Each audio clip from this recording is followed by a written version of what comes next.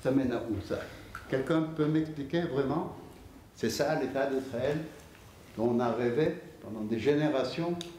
Ce soir, réunion d'appartements à Jérusalem. La coalition de centre-gauche de l'Union sioniste essaie de récolter quelques voix supplémentaires et c'est la communauté française qu'elle tente de séduire.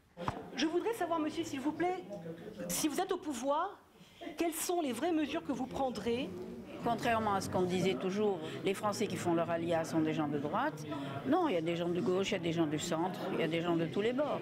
Signe de l'importance du vote francophone, par 2 fois dans cette campagne, le Premier ministre Benyamin Netanyahou a fait l'effort de se déplacer à la rencontre des Français d'Israël.